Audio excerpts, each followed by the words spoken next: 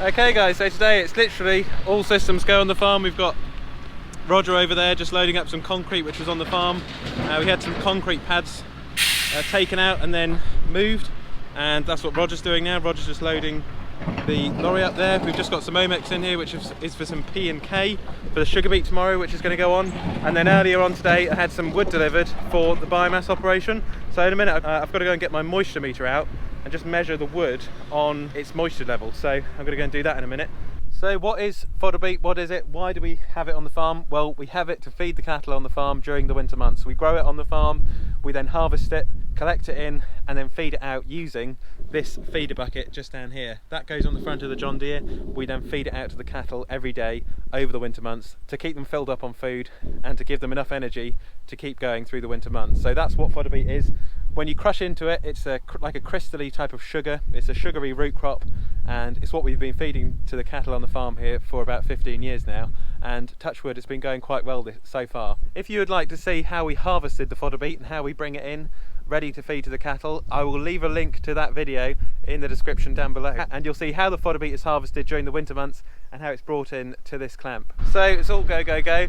So my job this afternoon, as you can hopefully see, I've got the Merlot just here and I've got the bucket on the front, and what we've got here is the last of the Fodderbeet from this year, and I'm just basically going through it. Sorry about the banging.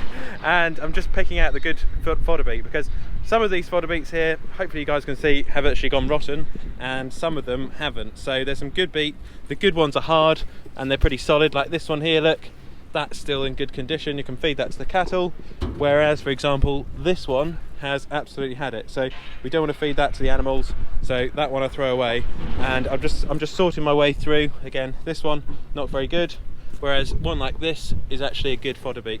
This one hasn't been damaged and it's still hard, and when they're still hard it means that they're still in good order, whereas when they go quite soft and squishy like this one here for example, you can see it's just all the side of it here, look, it's just gone rotten, and we don't want to be feeding that to the animals. So I'm just sorting my way through, trying to get some good ones out. We only need about 4 or 5 bucketfuls over the next few days, because soon all of the cattle are going to be taken out to the marshes.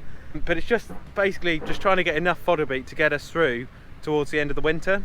So that's why it's worth actually sifting through a lot of these and getting the good ones out like that, look, putting it in the bucket, trying to get a full bucket. I'll be here for probably another hour yet trying to fill the bucket up, but it is worth it because it does keep the young cattle fed on the farm. So it's really, really important that we keep the animals fed.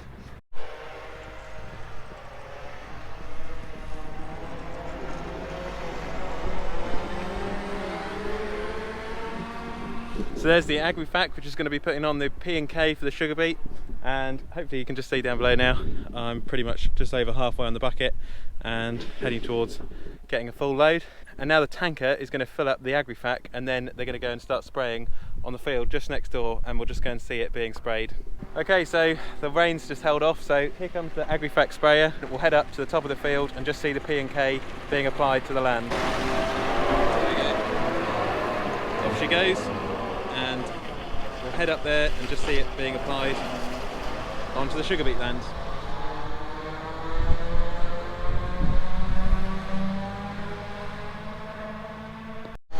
So look at this bit of kit. She's an Agri-Fac condor here with a massive boom on her. So out comes the boom. Oh, look at that.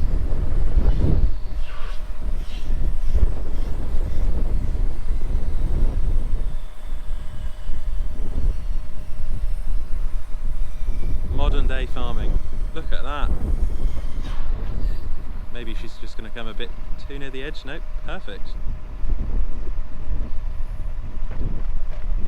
Jeez. Smashing job. Okay, so I'm just standing in the opposite direction of the wind now. So the P&K is phosphate and potash, which is going to be going onto this field here, and you normally put it on before most crops of sugar beet. You can get the soil tested.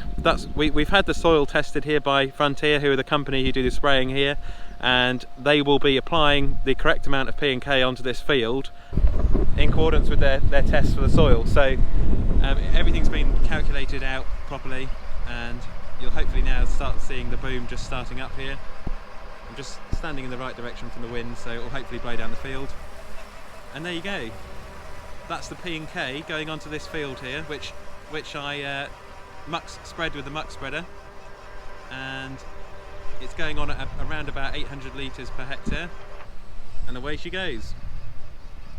So once this has been carried out, I can put in a phone call to Jeffrey, who's the contractor from next door. The field will then be ploughed, and then later on in the week it will then be drilled, it will then be planted with sugar beet. That's what's going into that field next.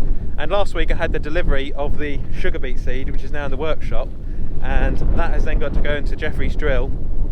So I'll probably take it up to Jeffrey, and he can then put it into the drill, get the drill ready, get it set up, and then the sugar beet can then be drilled. Right, so how are we getting on with the Merlot and the Fodderbeet? Well, I've almost got a full bucket full. So I'm going to finish off filling the rest of this bucket up, and then I'll put it back in the shed. And so yeah, hopefully you guys have learnt a little bit today just about why the Fodderbeet goes mouldy. Unfortunately, it's just some years it will just go bad. This is actually a clamp, so I managed to, as you can see, put lots of straw bales around the outside, which are Hestons, which has helped to a degree when we made the clamp. But really, as you get towards the end of the clamp here, as we get slightly warmer days, and of course the mild and wet winter, has actually been an ideal breeding ground for a lot of the bacteria, which has actually killed off a lot of this beet and made it go quite rotten. So it's just one of those things, unfortunately. But there will be enough fodder beet as long as we pick through them by hand towards the end of the season. Like I said, they'll be going out at the end of this week, which is really good news, because if you can just see behind me there, we've literally only got about 20 bales, 30 bales left, so that will be gobbled up in no time. But yeah, so the sooner they go out, really, the better. Okay, so Clover and I have just come over here to the arena, and we're just here to pick up the Can-Am, which is just on the roller, which has been rolling the arena. Hopefully you can see behind me, and just in front of me here, Roger's done quite a nice job of just landscaping out of this soil here. Hopefully you guys can just see, and when he returns, he's just going to fill in that area there, and then we're going to put some grass seed on this, and then hopefully it will look a lot nicer.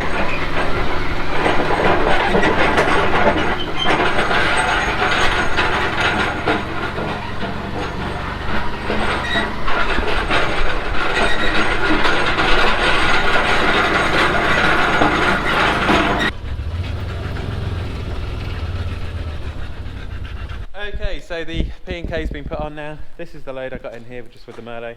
Hopefully you guys can see. I tried to pick out the best ones I could. This one's got a little bit of mould on the edge there, but the actual beet itself is quite solid. And that's what it's all about, really.